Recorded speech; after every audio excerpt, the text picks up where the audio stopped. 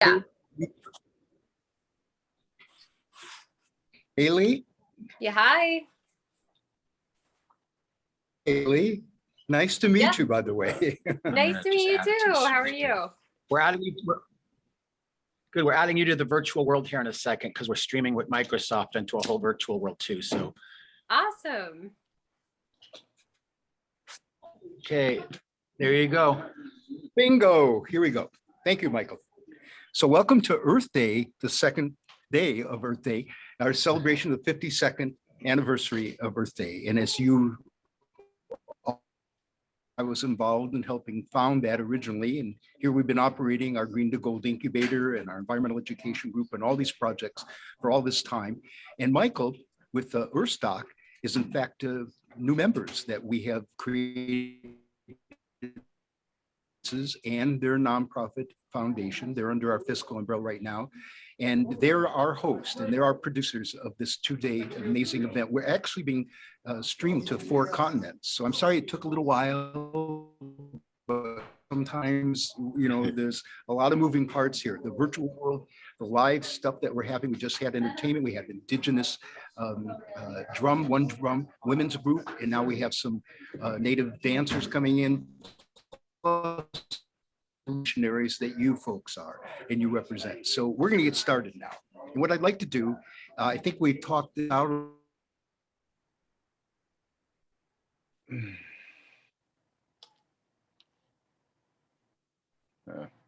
Is the paused for you as well? Yeah. Okay, good. I was like, wait a second. Yeah, no, I think. I don't know. All right. We'll hopefully get dollars in a second here. I was having that issue too. I was watching it. I don't know. Yeah, I said my audio. I decided to join on my phone, so like it's probably the strongest connection.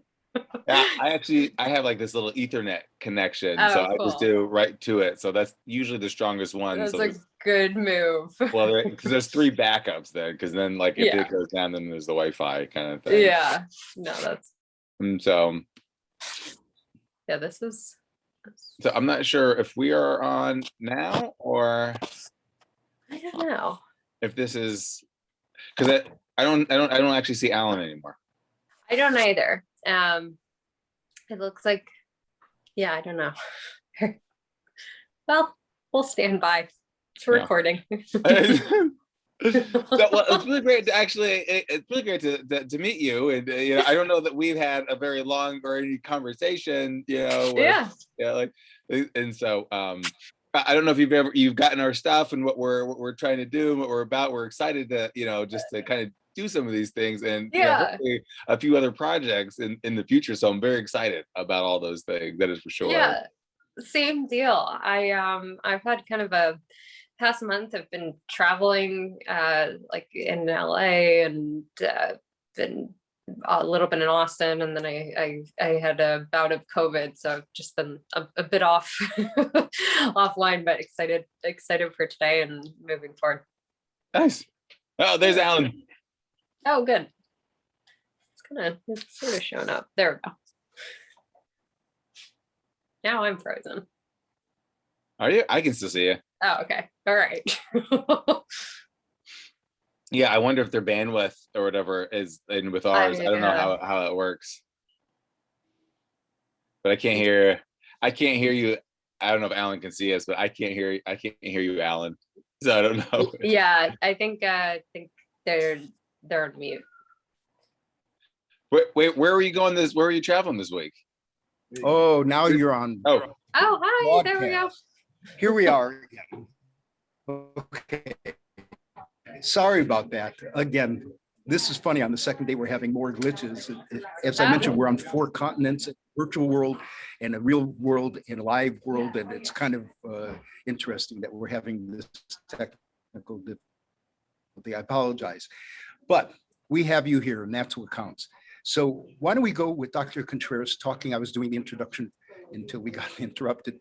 And why don't you talk about your initiative and what VetPros is all about, your nonprofit, And then we'll come over to a real solutionary in chicken and alternative protein sources, products that are actually available now. I had made an introduction at the beginning of the day about this whole concept of things that are available for people to implement in their lives, for the pet families themselves, how the industry can adopt this, and what we're trying to do with Dr. Contreras, affecting both the factory side to the farm and then all the retail side that faces all the consumers in the world that have pet products. So I really want to thank you. And Dr. Contreras, please take it. Don't worry about pressure. Do your 15 minutes or whatever, and we'll get them to all of us. And at the end, we'll kind of wrap it up with the general statements and any questions you might have. Awesome. Okay, absolutely. I appreciate it. Alan, I'm honored to be on. For those of you who don't know me, I'm Dr. Mondrian Contreras, a veterinarian. I graduated. So just some background about myself is that, again, I'm a veterinarian, owner of the Carroll Stream Animal Hospital. I graduated from the University of Florida. Go Gators! In 2010. I did an internship and a year after I graduated, because when you graduate, you're not really, unfortunately, ready for to practice veterinary medicine. So I was blessed after my internship to be able to work at the Carroll Stream Animal Hospital. The Carroll Stream Animal Hospital is really just an unbelievable, I live in just an unbelievable community. It's a pet-friendly community. People really unbelievably care about their pets. And it's an unbelievable community altogether. We're a 4-doctor practice, see small animals, exotics. And so, again, like I said, we every day is really just an unbelievable amount of excitement, just like today was. Okay, so it's been very, very exciting. I actually had one of my associates saw a snake that had its jaw broken, and she fixed it. It was unbelievable. So she's unbelievable. So we've had a lot of great. We see a lot of great things every day. So it's a great profession.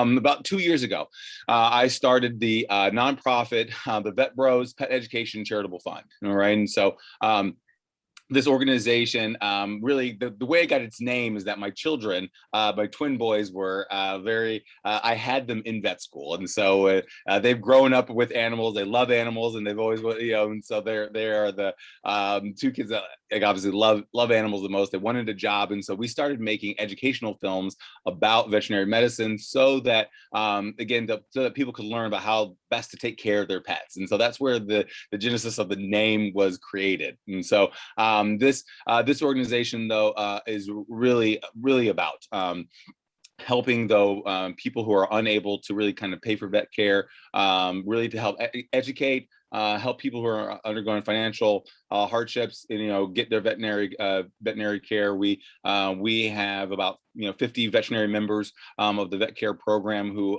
help out individuals, like I said, who are unable to care for their pets. We have a homeless care also initiative as well, and one of our big projects right now is really helping the pet industry really get to a level where we're making a huge impact in our environment, in our community. And so we're working with Green to Gold and the Chirp Factory, and so it's just really an unbelievable partnership. And so really, honestly, though, but so everybody knows, about 3 years ago, I actually was doing consulting work for the Time for Pets, and that's where I was blessed again, to meet one of my best friends now, Professor Alan Tratner. And so he was really the one that really was able to get my nonprofit actually started and got it, up and going. And so we have literally been working together ever since. And I've been blessed to work with a company, consult with Time for Pets, who is really trying to really just change how pet products are being made, and really doing it and manufacturing them in a really sustainable, doing something so responsible, which is it's incredible to be a part of. And so I'm extremely excited about the relationships and the collaboration that we're really able to do. And so just so you guys know, again, like I said, I've grown up. I love being around animals my entire life. I've grown up all I wanted to do was to be around them and work with them. I even, again, when I was in college, I even shoveled poop just to be around, at a horse farm, just to be around them. When I got to vet school, though, I knew that was it for me. I knew right away, again, starting my dream profession, being around people who wanted to be with animals, who wanted to, again, give their life to animals, those are the people that I wanted to be around and work with. And so I knew exactly that I was in the right profession. Again, there are so many incredible things about my vet school experience. And one is the exposure. exposure, all right, that you get to the ins and outs of veterinary medicine as part of, again, my clinical and academic work. Again, we went to like these massive farms and really got to see how these farms operate. Again, just so we're clear, the goals of these, of these huge farms is really just to make these animals as big as possible, as fast as possible, as economically as possible, and reproduce them. Really, again, reproduce these animals as much as possible. Again, for consumption and those type of things. But during my years at the University of Florida, again, the university really started to just start building these amazing facilities, these state-of-the-art veterinary clinics and facilities. And really, my classmates and I watched again our industry as a whole just expand tremendously. Okay, with larger and larger buildings and these in more technical buildings and equipment. Again, we watched the pet industry really just kind of explode and just grow before our eyes, with facilities really popping up around every corner. And so some of these buildings were just being kind of added on, but again, just extremely energy inefficient. And again, even though they were building also these new buildings, all these new buildings, again, just continue to be severely energy inefficient. And so, again, another thing that I also saw, again, kind of that, which I found interesting, as a vet student, was the pet food industry. Again, the pet food industry has really just come such a long way. And this industry has done a wonderful job of trying to really improve the quality of nutrition for our pets. However, the method, again, just work with the method we have been using to produce the amount of proteins, again, in our pets' diets is just not sustainable. The amount of water, again, required and the methane produced from beef is wasteful, and it leaves a harmful impact on our planet. We need to responsibly and effectively fix this problem of supply and demand, which is inevitable as more owners really, again, adopt more pets and, again, really want the best nutrition for them. Okay, so again, let's fast forward to today. Here I am again. I'm working as a veterinarian, again, owner of the Carp Animal Hospital. I'm treating, again, I'm trying to save as many pets as I can, and I start to realize, again, the true impact that the industry I love so much is having on pets and animals and our planet. Again, to whom, again, me and all veterinarians really have given our life to. Again, to be clear, again, our industry certainly is not alone in this harmful impact it's leaving, not by a long shot. But I believe the people who make up our industry really, again, have the ability and the desire, okay, to create the change that is so needed at this time in our history. We have, again, honestly, we have the power to shape our industry in a way that serves our pets, animals, and again, really on our planet so well. So again, really right now is the time. We have the opportunity really to become the leaders in the industry. We have the leaders in this transition to sustainability and resilience. Whether we do something now or we don't, we're making a choice. And I want to start making the right choice by taking action now to affect positive change in our industry's future. I'm incredibly proud of my profession. Again, as a veterinarian, we are always at the top of our profession in terms of up-to-date knowledge, compassion, honesty. Again, our creed is to do no harm.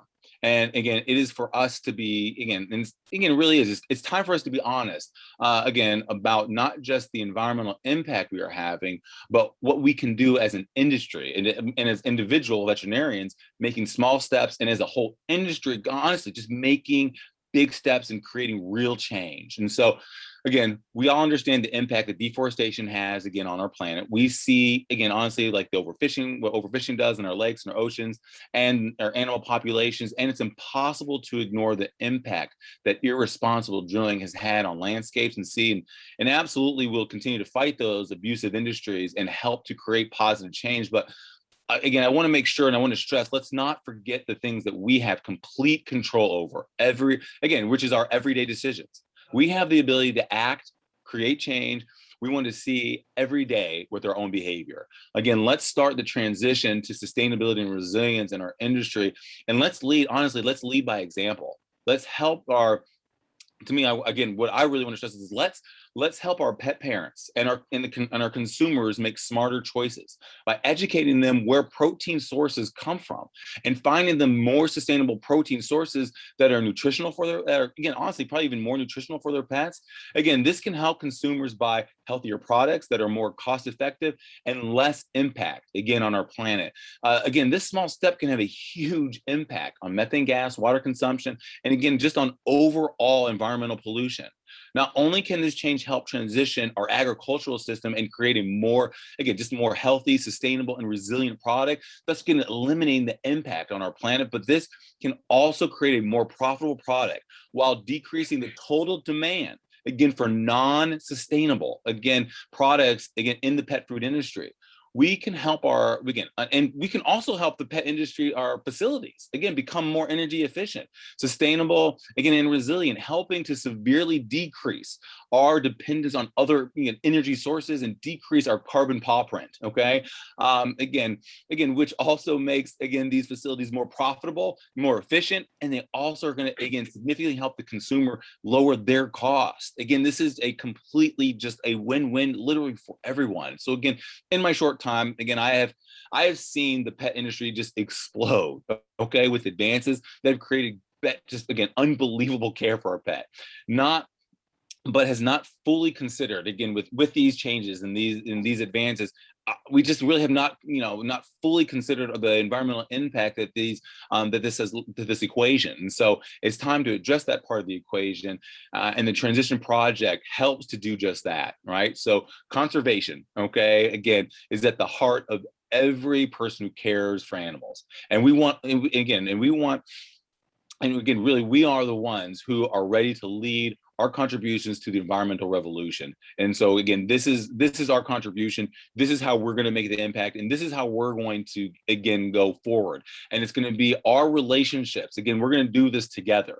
This is going to be, again, nonprofits that, again, like Chirp and the Solar Factory. This is going to be really green to gold, bringing everybody together. And this is going to be companies like Chippen who are honestly just revolutionizing how we transfer this type of protein source, how we make one of the biggest impacts, again, that we can have with our pets and our parents. And that's going to help transform our pet industry. And we're going to be the leaders in that. And everybody will, because we can all play a huge role and have an impact in it.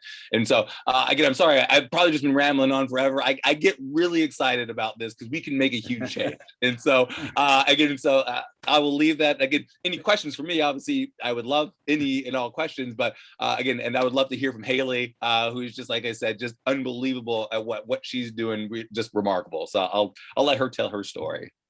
Thank you, Doctor. I just want to do a little sidebar here. One of our speakers yesterday that I interviewed, you guys are a solutionary, and there's a side angle to this that has to also do with the packaging that all the foods and pet products come in, and how that gets to the landfill and what it does to the environment, and just using plastic. We just formed, like we did for you and Vet Bros, we're forming a nonprofit that's called the Plastic Free Packaging Alliance. And it's a company that has made all their products that are sold around the world come in packaging that's fossil free, not petroleum. And I think there's a great opportunity for Chippen and for everyone else in the pet industry. You mentioned Time for Pets and their green products, and we have another company that we're incubating that is Toy & Green, that has related toys and pets and their owners. So packaging is a very interesting aspect, and I'm going to connect all of you to that. We want solutionaries to connect with other solutionaries and even yield a larger critical mass that makes a bigger difference. So now to Haley, who founded this incredible company for new alternative protein sources that Dr. Contreras was just mentioning, and let her explain how that came to be and what these products are and what kind of impact they can have in this kind of new dimension of this initiative to affect the pet industry in a sustainable and resilient way. Haley. Yeah, absolutely. Hi, everyone. So nice to meet you. I'm Haley Russell, founder and CEO of Chippin. I feel like this was such a great lead in to what we're doing. Is really, at the end of the day, what we're crafting is high quality pet nutrition that helps reduce what we call the eco paw print. It sounds like my dog is hearing me talk and he's making himself heard as well. So I may be feeding him some Chippin on the side. He may get involved. He really doesn't like to be left out. That's Kingfisher in the background, if you hear anyone.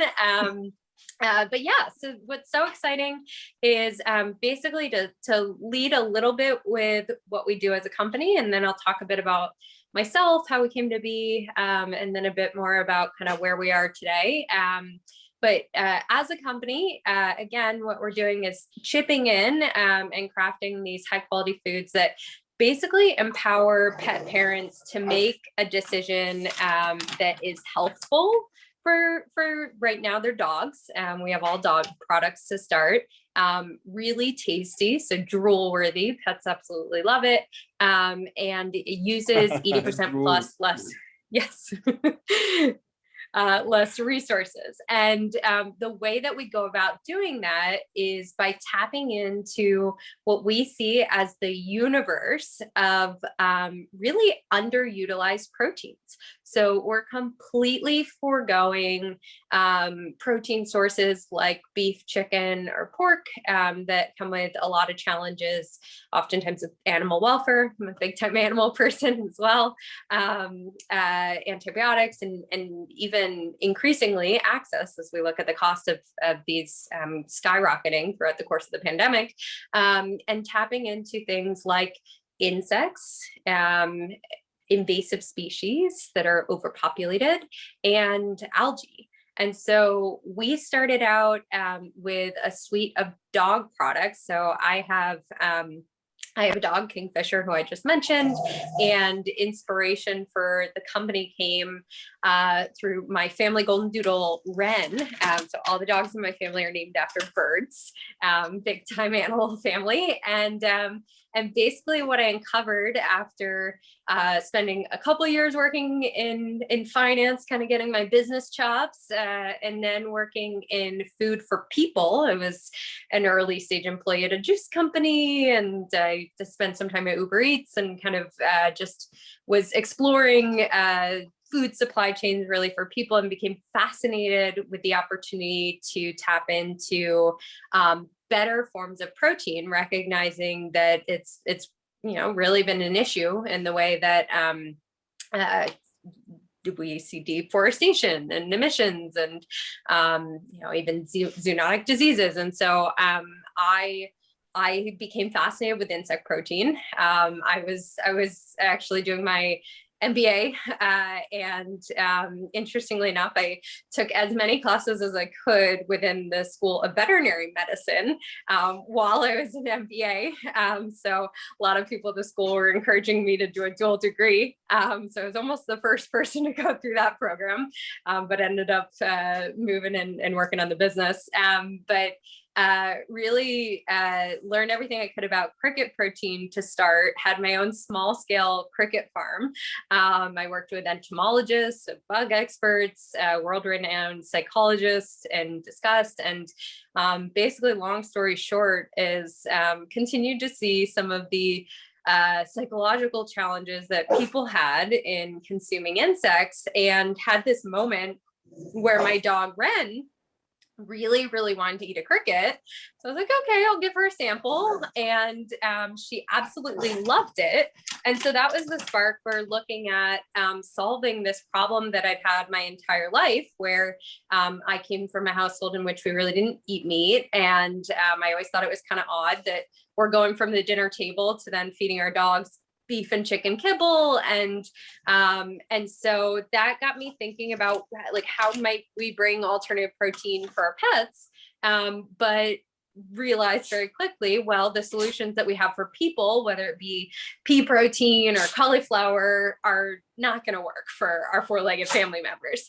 And so ended up kind of bringing together all this research and time that I'd had and my love of animals, and founded Chippin and found that we could basically pioneer the way to create a new supply chain for our pets that enables us to tap into forms of protein that are science-backed sources of more digestible protein than chicken, that pets absolutely love, and that we could today commercialize and make a difference. So, you know, we don't have 5 years to develop a new protein that at the end of the day could be a little bit of a question mark. We can tap into all natural things now. And so really exciting. Right now we have, as I mentioned, suite of dog products. Eventually we'll get into cats. So a lot of requests from cat parents. Here is, for instance, one of our Qriket protein powered dog treats. This is called our superfood. It looks like a regular dog treat. It smells really, really good to people. So that's one of our superpowers, is you grab the Chippin out and your hands don't stink. It doesn't leave a tough residue or anything like that. And dogs absolutely love it. And so, you know, it's an all natural form of protein that takes 1 gallon of water to produce 1 pound of Qriket protein, whereas we know it takes, you know, well over 1,000 up to 2,000 for a pound of beef. And so that's been really exciting. And then after starting with our suite of Qriket dog treats, we ended up moving into crafting one product that's made from a California grown spirulina. So we directly source all of our proteins, which is another thing that, from the standpoint of how do we drive a healthful solution for our fur babies, we have full transparency into where these proteins are coming from. So it's not a situation where, you know, you have a commodity meat and it's coming from who knows where across the world, and then there's a big question mark if something goes awry in the process of where did that beef come from. So then here's our Spirulina Treat.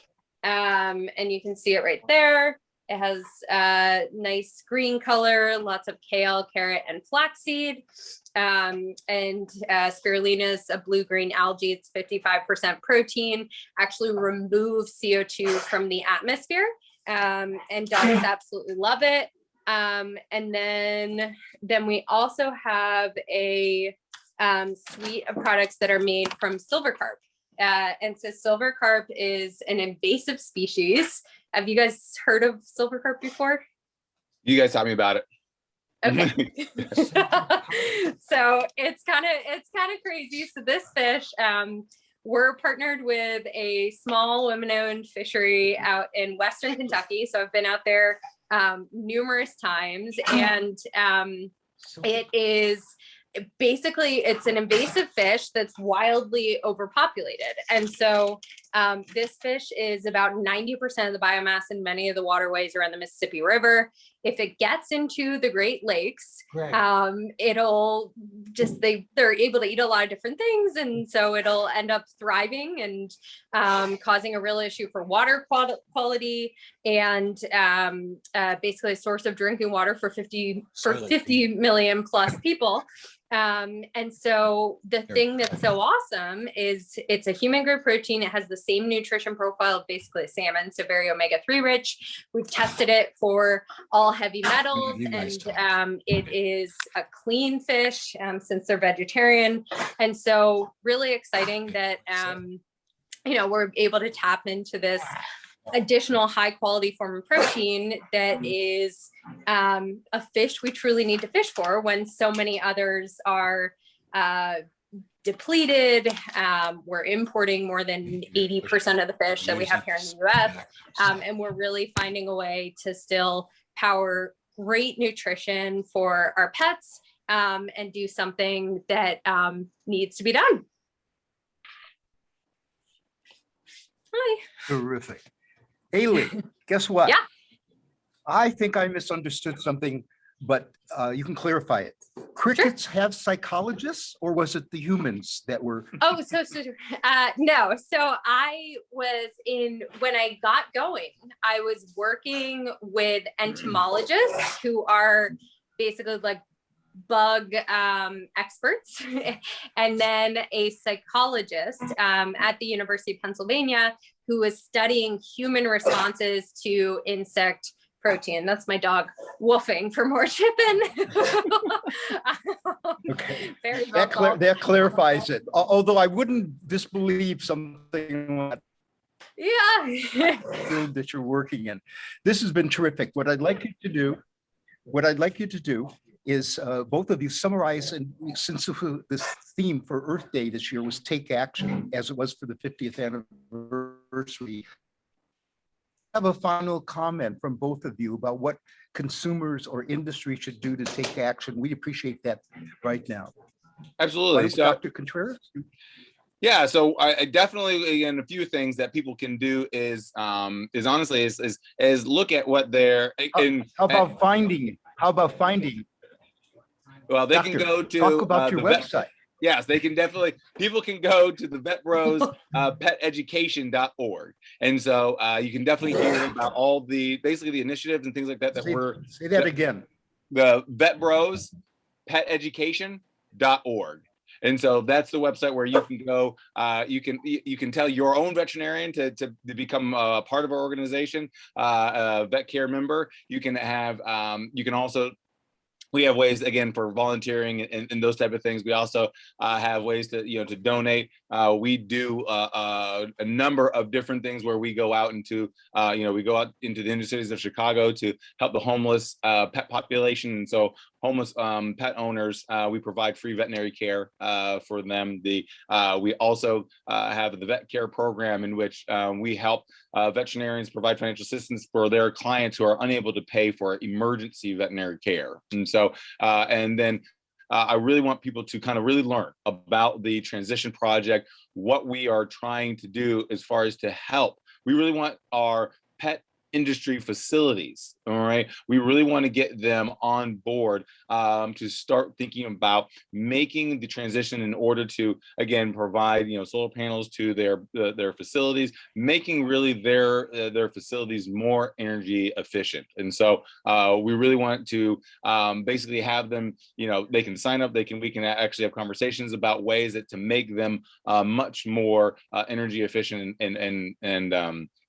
and so again, we have all that for you guys as far as ways to sign up, get information, and we can definitely help anybody to who wants to get more involved in this really in this movement. Wonderful. Okay, and Haley, Yeah, give us your little summary. Other than people into the stores and buying chipping, how can they reach you? How can they discover what you're doing? Your next round of products, suite of products. Yeah. So on a very product focused lens, we're available on chipandpet.com. You can search us. We're on Instagram. We're around. And at the end of the day, one of the things that's so central to what we're doing is really this notion of all of us together chipping in to move the needle. Because the reality is this takes a community for us to make a difference. It's not going to be one company. It's not going to be one person. And so we really like to try to have a lot of fun with affecting change. That can be done very simply, easily with the daily habit of feeding your dog chippin instead of status quo products that are really resource intensive. And then I guess just a plug for one of the things that we've been doing as a team is really try to get involved more broadly too outside of our company and our day-to-day. We're based in the DC area, so we've been participating in Fridays for Future and really doing what we can to also support through our platform, whether it be social media or email, et cetera, other people that are making change. So if anybody's watching and wants to reach out and is interested in collaborating, we're super excited to amplify the voices of other change makers. Thank you so much. We got to do is come and do the transition project on your facility and make you a shining example as we're doing for Dr. Contreras. There we go. Thank you both for joining us. You both qualify as superhero solutionaries. So thank you for joining us on the second day of Earth Day. Have a great day. We appreciate you having us on. Thank you. Thank you. Introduce Greg and mention this. We Come on, let's do it, Brian. Ready? Okay, thanks. Okay, to both of you guys. Go ahead. One second. Hold on. Okay, there we are, sitting together. This is weird. Okay. We're ready to go. Okay. So I'm with Greg Gauchis. He's a scientist. He works in the bioenergy and biochemical fields and biohealth. And he has this wonderful facility that is hosting our Earth Day event for these 2 days, the Ventura Biocenter that he created. And he also hosts Green to Gold's global headquarters, which we're very grateful for. And on this Earth Day, we want to give you a chance to hear his ideas that I got very excited about when we started to move in here and operate out of the Ventura Biocenter. And that was an initiative that would be both for academia and the industry about green chemistry that is going away from petroleum-based sources to other kinds of renewable, sustainable, non-toxic resources, bio-based, et cetera. And I'm going to let Greg explain what this initiative concept is in its initiation. And we want to carry it to the entire industry. We're going to mature it. We're going to get people involved. We invite you to get involved if you're in this field, because this is something dramatic that can have dynamic impact on this whole planet about switching from how we do chemistry to a green, sustainable, clean chemistry. So please, Greg. Okay, well, thanks for the introduction, Alan. Hi, folks. My name's Greg Koshan. I'm the director of the Ventura Biocenter. We're here in Thousand Oaks, California. We've been here about 10 years now, hosting startup companies. That's our field. So when people decide they want to make a new drug or a new electronic device, they typically look around for a little bit of money and then some lab space to get started. And we provide that lab space, just a place they can move into and immediately start working. And so we've hosted a number of companies. Quite a few of them have gone on to bigger and better things. It's a little sad business model in a sense, because they come in, everybody's excited, they start working. If they're successful, they leave. And although that's bittersweet for us, it's a good thing for them. They move on, they get larger facilities, they hire more people, get another round of funding, and they're off and running. And so the thing that Alan is talking about is not unique. It was not my idea, certainly. It's been going on for a while now, and it's picking up steam. And the idea is really simple. Our entire chemical economy, all of the chemicals that we use in everyday life and the chemicals that go into the products that we use every day are almost all based on petroleum. And we know from the suffering of the earth that we need to change that. We can't keep going on this path. We don't need to be pointing fingers and blaming anybody for it. This was the stage of our development for several hundred years. Now we just need to change, and we don't need to be blaming people for it, just change. So where are we going to get all of these chemicals that we need to produce the consumer goods, the fertilizers, the pesticides, and things that people need? Well, that's the plant realm primarily, right? The plants are harvesters of solar energy, and they produce an incredible range of chemicals. And now companies and individuals and a lot of universities are starting to research how to convert these plants, the biomass that we have all over the planet, into useful chemicals, rather than the plants growing up and then getting subsumed into the earth and compressed, and over a couple million years turned into oil, which we dig up, which is not a sustainable practice. Let's do it directly and skip the compression part. So a lot of companies, as I mentioned, are working on this, and the government is funding much of this. Most chemistry departments in the US, at least, now have researchers working on finding ways to make important industrial chemicals by new synthetic routes that don't involve petroleum. As I said, governments are funding this. NGOs are funding it. A lot of nonprofits, even private companies, big corporations are funding this kind of thing. So exciting time in chemistry, because the old model of a chemist, making things out of petroleum and maybe despoiling the planet, that's ending now. And now we're going to have a lot of chemists working on new and sustainable ways to make the products that we need. But of course, the chemical field needs help. We need lots of young people to come in and want to do this kind of work. Once people go into universities and they produce these breakthroughs and come up with ways to potentially make industrial chemicals out of plants and materials around us, oftentimes, they want to start a business. And so they'll look around for funding and space. And the companies that have a really big idea often can find hundreds of millions of dollars in funding. They don't have to worry about these kinds of things. They can go out and buy their own building or do whatever they want. But the people that don't have massive funding, often they're on a shoestring budget, and they need to figure out a way to do their proof of concept experiments so they can get those big bucks later.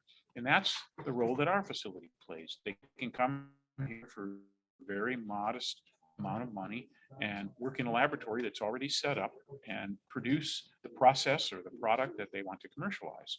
So that's the role that we fill. And we're always looking for great ideas and investors that we can connect to some of these people that have the great ideas. So that was a very long-winded version of a pretty simple idea. Not really. We needed that definition. That's why there's such a wonderful harmony and synergism between green to gold and the Biocenter in this green chemistry initiative. During the 1990s, when I was running the Green Business Conference of Expo for the whole decade, and we were working with the U.S. Department of Agriculture, and their initiative, and it still continues, and we want to take it to a new level, was the bio-based economy.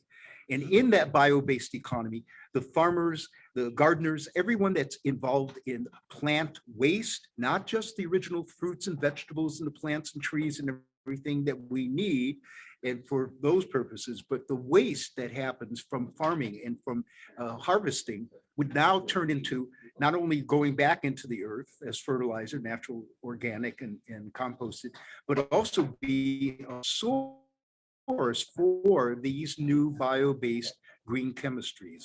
And I think that's part of what we bring is that whole involvement and those kinds of inventors and entrepreneurs and nonprofits, as Greg pointed out, that are doing R&D and caring about a bio-based economy. So this is a synergistic way. It's funny, he talks about regretting when the entrepreneur inventor moves out onto larger and bigger things. And in our field of incubation, we've always caused that, incubation has a couple of terminologies that people get confused of. If you saw The Wizard of Oz, you saw the incubator for the little chickens, and in hospitals, they have to incubate, premature babies and things like that. And in business incubation, which we adopted even before the National Business Incubation Association even existed in 1970 with Green to Gold, it's always been that hatching of that incubi, I call them, that busy bee inside the incubator, becomes a very important segment of what we're doing. We're pushing them now successfully out into commercial mainstream and making room for another potential egg to get hatched.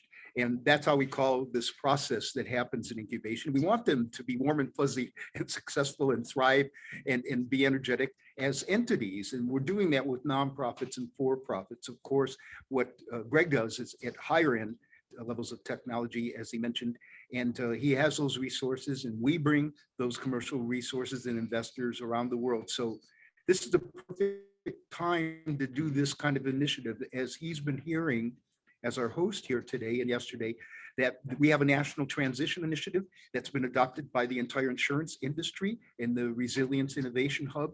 And that is to bring everybody from where they were, no evil folks, unless they're inherently evil, just because they evolved in our industrial civilization to where they are now using the materials and fossil fuels doesn't make them evil. What they need to do, though, is that change. That's what Earthday is all about. Take action. So we move them in this transition initiative to try to at least disrupt their business as it is so they can continue to thrive and keep the workers working and the products coming and the services happening, but move into sustainability and resilience. And part of this will be a major aspect of Greg's green chemistry initiative and how it can really make a difference, again, in the educational side, high school up, chemistry education. We don't have to see those boiling test tubes and everything else. Most likely that won't happen with bio-based, I think. So this is a dynamite opportunity. What we want to invite all you to do that are hearing us around the world, if you have great ideas for anything, especially green chemistry in this initiative, but as you just heard, we have Green to Gold Incubator in our 52-year history, and certainly the more than 10 years that Greg has. And we're a source for taking those great ideas and helping you overcome the obstacles and jump over the problems that you might have and get exposed to resources that will really help you commercialize that idea. So we want you to contact, tell people how they can find you at your website or phone number. Sure. So we have a website. It's not the greatest, but it's there. It's venturabiocenter.com. And you can email through that, or you can just look up the phone number on the internet and give me a call. We're at 805-480-9900. Or you can email me, and I think my email is on the website, so it's relatively easy to find. It's kind of hard to spell.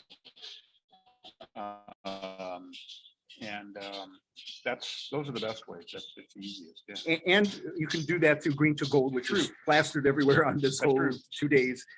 That connection. We're here together and we can help you, and we really look forward to making that difference. Take action, sustainability and resilience, and the green economy. Be part of it. Take that action.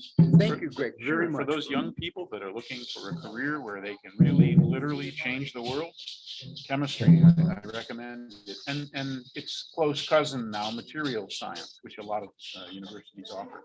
So you can help change to a more sustainable industry and help the planet. Thank you very much. Thanks, you. Alan. Hey, take care. Billy Benson. Okay. Okay, we're going to go back to music with Billy Bensing while the Grupo Ajolote sets up.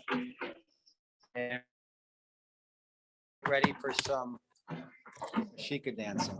Here we go. Hold on, I gotta.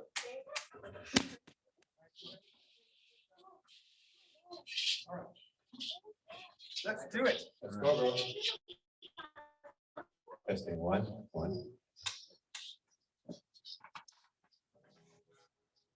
Check. Check and two. There we go. This is Brian Lambert song.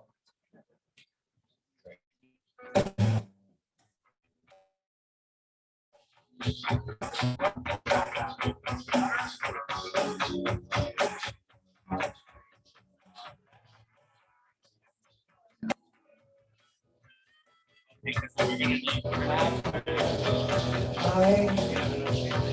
will remember you. Everything falls through. I'll still remember you.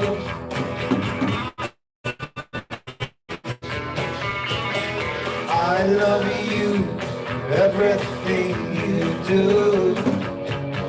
Give it up for free. Please remember me. I have to say that if you go away, I will break down and cry. I know my tears will dry, my love will never die. And it seems to have always been that way. When the power of love turns around, the world is turning to that way. Don't you know what it was? Because I will remember you. If everything falls through, I'll still remember you. I love you, everything you do. I give it up for free.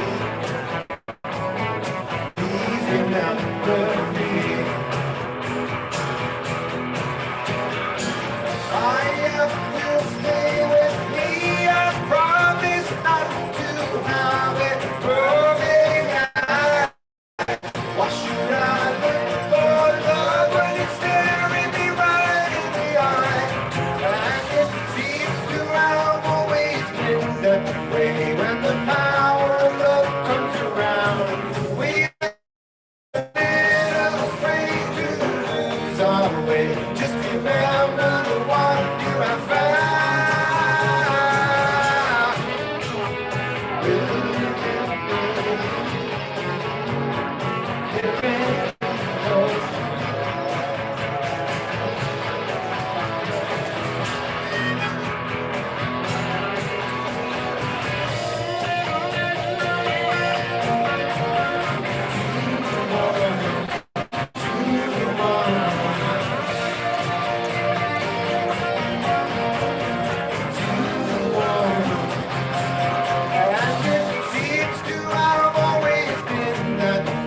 When the light comes on straight through the eyes, whatever it is I am, it's yours, my friend. And there's one thing I cannot deny. We'll remember you. Everything falls through. I still remember you. I love you for everything you do. I give it up for free. Come on, give it back to me. Please remember me. Remember me.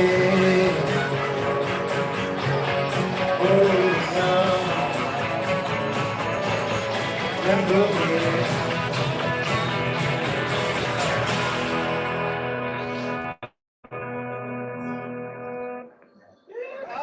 Kurt Cobain before Kurt Cobain.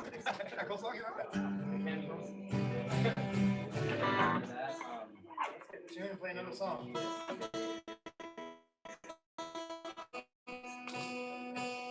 That was a Brian Lambert song, everybody, right here, with an I.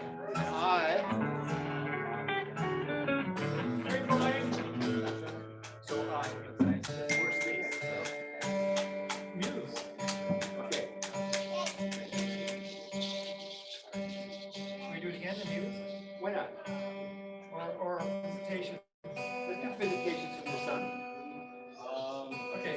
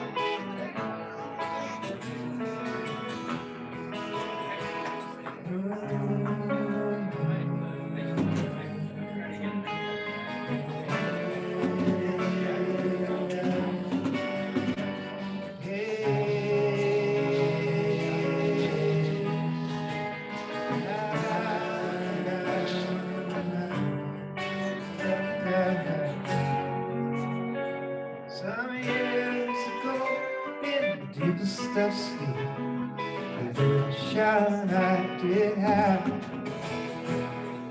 It turned this song and the marvel in the created land. To my right were the two white pillars stretching into the air.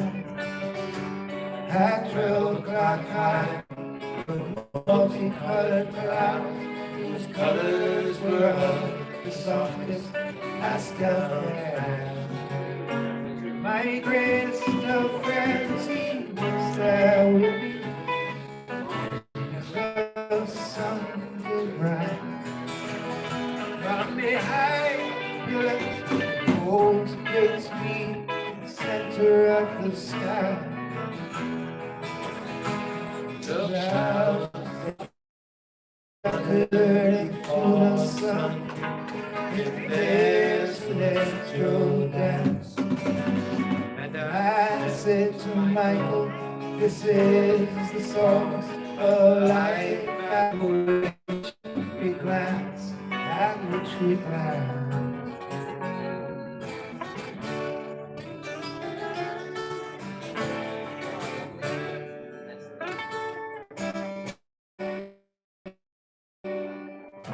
Who this is, God of my life, to show me that all that I see is not meant to be.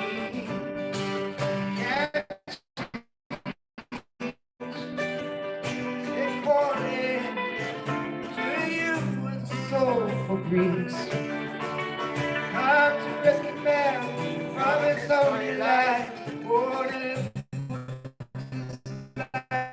to it seems. Can't you hear it, Michael? Calling us all back home. Smiling, so we won't be alone. Take a smiling hand, so we won't be alone. This is what he said to me in his reply.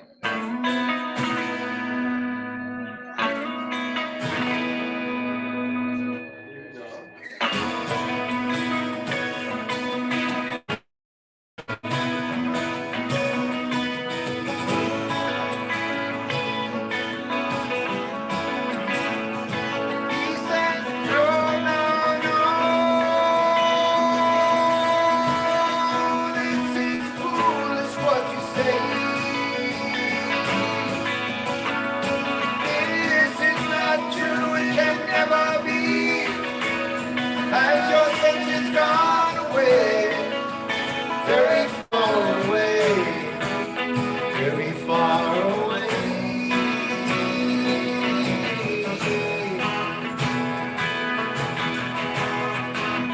Hey, there's nothing to learn, nothing to know,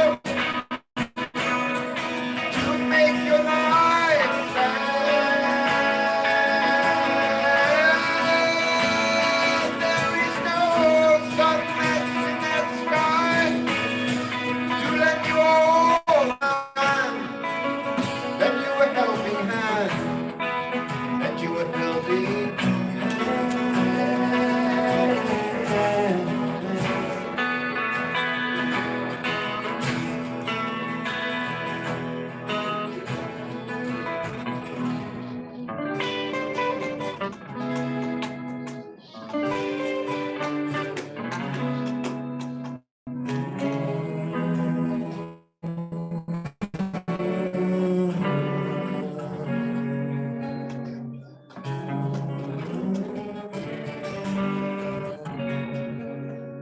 As my friend did down, it was love that was up in the air. Then I transported careful hands, you made me quite aware. But I'm so wise to set it down, to recharge my life, and to let me know that the truth, it is within. Trouble and strife, through trouble and strife, that the truth, it is within. Through trouble and strife, all over, all over, all over, that the truth, it is within. Through trouble and strife, I see it all around. But the truth, it is within. Through trouble and strife, oh, that the truth, it is within.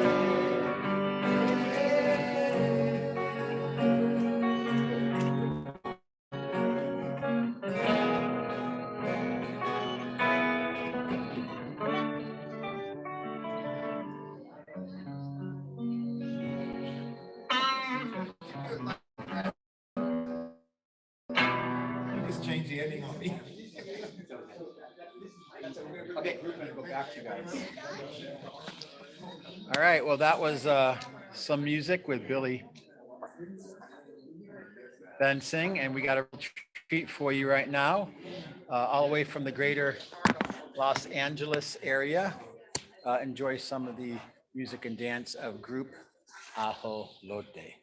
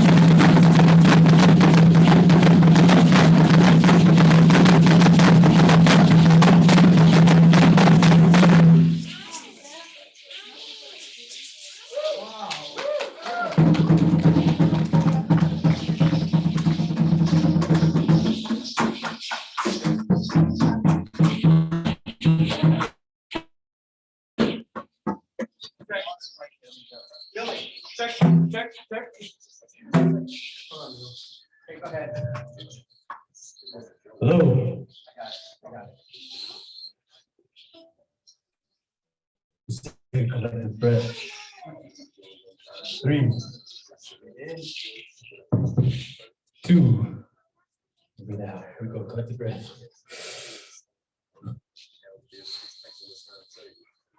The breath of life. The first thing we breathe into when we come into this earth. It's one of the greatest connections we have. With the 4 sacred elements. The earth, the wind, the water, and the fire.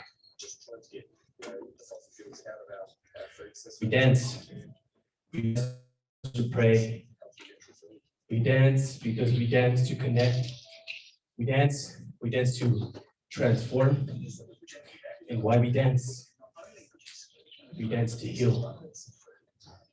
This has been passed to us for many generations. And then passed down to us through the teachings of nature and our ancestors and our elders.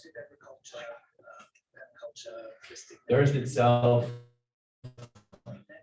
is calling on us to unite so she can heal and go through her healing process and transformation. She's calling on us so we can unite from all parts of the world to unite as one so she can heal and go through her healing process.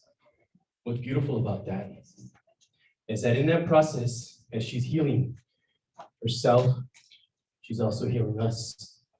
Each and every one of us is healing with her. When we start healing with her, when we're in her presence, when we're in her temples in the mountains, or there in the ocean, we're healing with her, and we're healing within ourselves. As we heal within ourselves, we're going deep into the layers of where that healing needs to be done. When we get there, when we transform from that point, we come back thanking Mother Nature for giving us the guidance to help us heal. And this is why this is important, to be out in nature, to be in the woods, to be in the caves, to be in the mountains, to be amongst the meadows and the oceans, because that's where the journey begins, where we heal. And we're not doing that if we're in virtual worlds. We're not doing that when we're stuck to our iPads or our laptops or our iPhones. We're not doing any of that because we're disconnected. This is why it's important for us to be outside, connecting to nature, because that's where the healing begins. And once that healing begins within ourselves, then we can start transforming from that point on to become guardians of this earth takers, stewards, carriers of the water protectors. And that's how that healing happens. And that's where the guardians come. But that's not happening if we're stuck and disconnected in this virtual reality, in this nonsense that we created, which has caused illness to our earth. So we invite you to get out and lay down your gratitude prayers. Wake up, come up, say thank you to the Mother Earth. Wake up with gratitude. Open the window, come outside, and feel the warmth of love upon your face. Because every day she woke up and rose for you to make sure you had food on your table, to make sure that you have fruit and vegetables and everything necessary for you. And now it's our time to fight for her, because she's providing for us so much, and she continues every day. And she doesn't ask anything but gratitude. She doesn't ask anything but us just giving back in some small way. So please take that time for yourself. Wake up and show that gratitude prayer for her. We carry the seeds of change in our heart. And it's our time to plant those seeds, because our next generation is coming and they need to have this world living in harmony, because right now it's out of harmony. It's in disharmony. We're grateful and thankful to be here. That's our message to all of you. We're gonna go ahead and get this opportunity to have the women do their dance. And thank you all for putting this together and making this possible for us to be here. Mateo,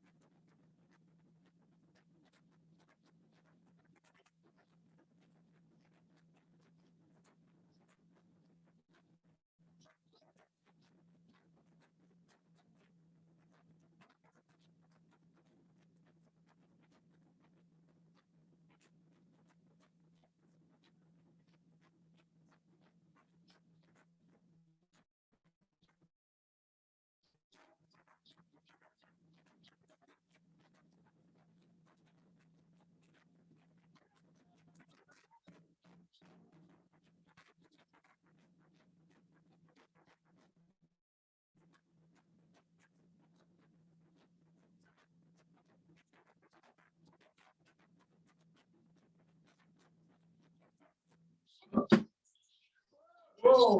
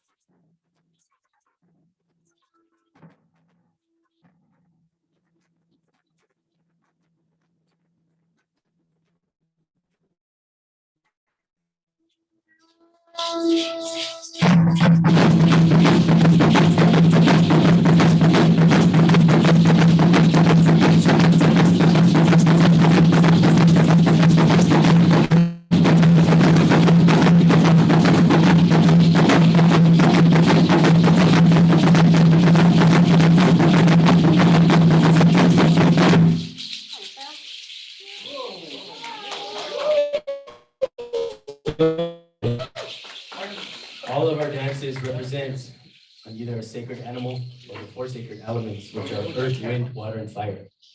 And that was our last dance. And so we just end with that information and that seed planted in your heart. So always go outside and stay connected and have that connection, that relationship with Mother Earth and its four sacred elements, because that's where the transformation begins.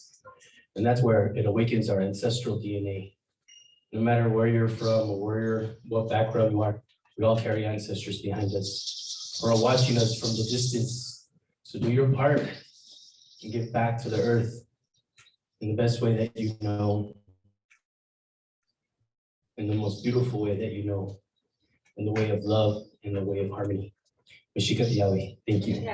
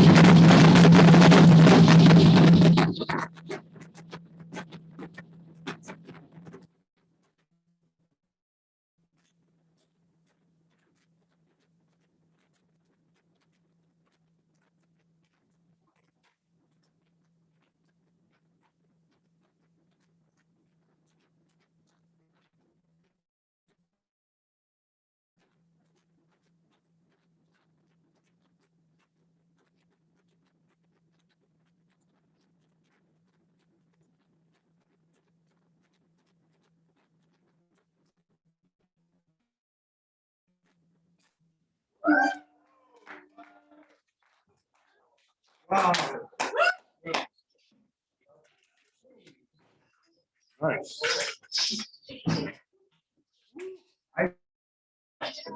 Feeling a rocket launch at Vandenberg was 5 minutes ago. This is something else. Excellent.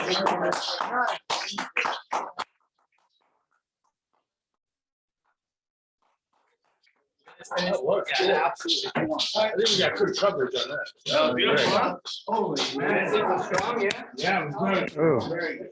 All right, we're gonna get a little comment here from the, what do you think, sir?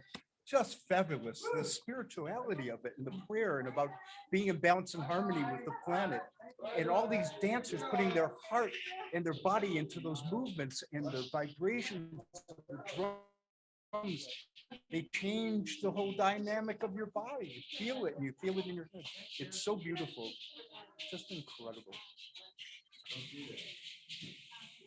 We thank them very much. So from Earthday to Earthstock next, right? Yeah, absolutely. In the fall, the Earthstock Incredible. Festival.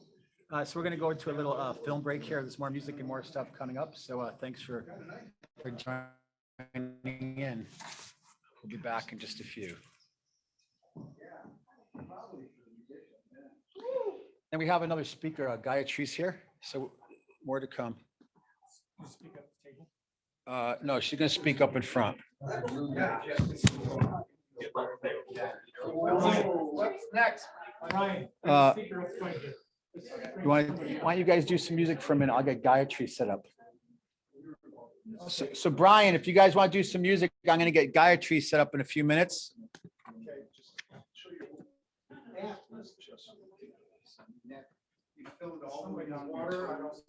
Hey, Sam. Yeah. Your driver was just a tad too hot.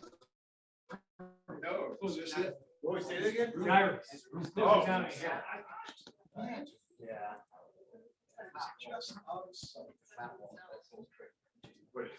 Check, check, check.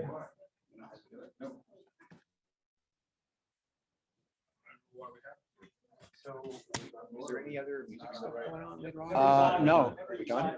Well, you guys are gonna play a little bit and I have Gayatri, and if you guys want to wrap the day up. Okay, cool. Absolutely.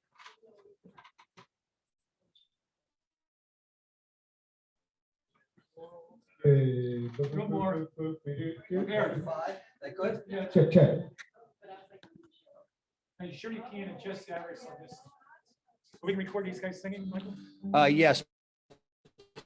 Please, Bring up give us a minute, you guys. We're gonna get set up for the cameras. Two and two, so we have to take a little.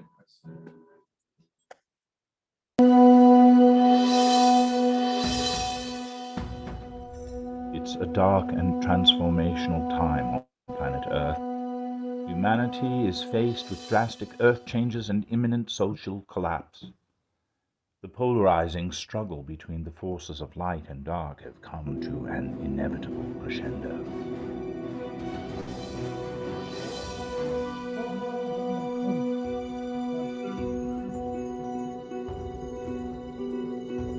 Meanwhile, on the globe, certain specific individuals across a wide spectrum of various cultures and continents have experienced a series of initiations, empowerments, and teachings. Still unknown to them, Predestiny's perfect design is that they incarnate at this time to aid and assist in an epochal battle amidst the rising forces of chaos and self-destruction.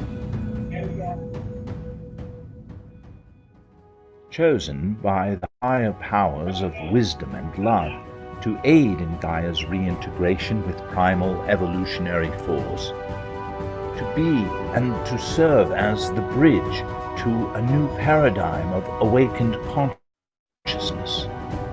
Each one wields a specific elemental power, each one possessing a special, realistic, realized ability to engage in this global transformation for the sake of achieving our highest evolutionary potential. Each character is supported and assisted by their own unique archetypal animal ally and spirit animal totem.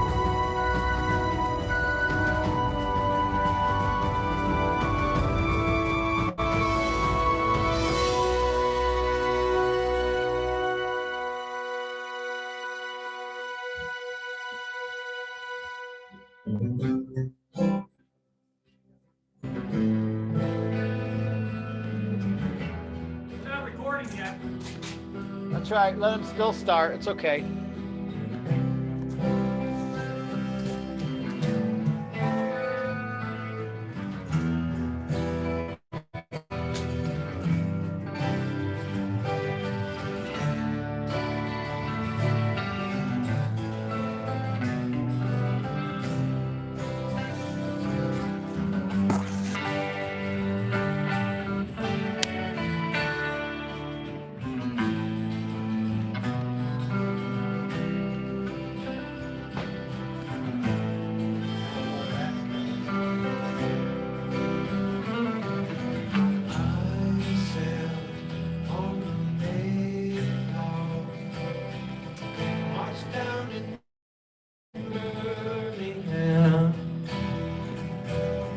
Gave birth to Woodstock, sunrise at Burning Man.